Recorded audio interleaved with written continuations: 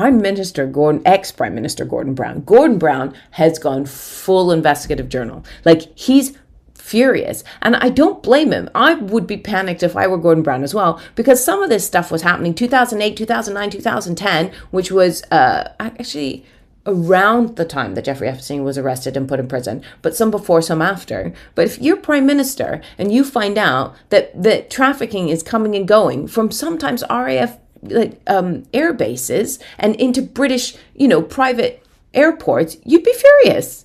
And I think he's worried. He's like, hang on a second, this was happening under my nose, which brings me to the point that, did you know that if you bring someone in on a private airfield, they don't need a visa? Which is why on some of the manifests, some of the Epstein manifests, they would just go, on this plane was a duke, a bloke, a female.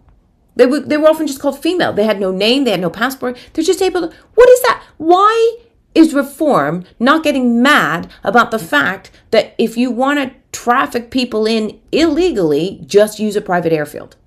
That's the kind of immigration that pisses me off. I mean, well, it's trafficking. I mean, the same as, so we got people coming in on boats and we're like, oh, illegal trafficking. We got people coming in airfields, which is also illegal trafficking, and they're being mistreated. They're being mistreated.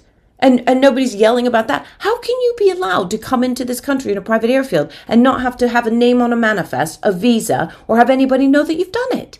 That is insane. So Gordon Brown has been poring over the Epstein files and wrote in the New Statesman that Epstein ran 90 flights through UK airports, including Stansted, trafficking women from Latvia, Lithuania, and Russia.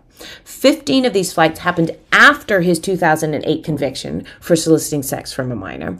15 after the conviction. Stansted Airport's defense was basically, we don't manage private aircraft operations. Okay, cool. Yeah, so if you're rich enough to have a private jet, border checks are optional. Good to know.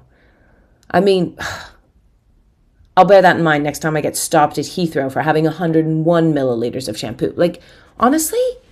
Brown also pointed out that the flight logs listed unnamed passengers simply as female. Not a name, not a passport number, just female.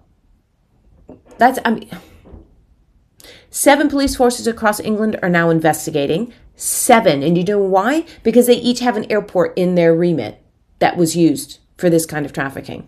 That's more police forces than Spice Girls.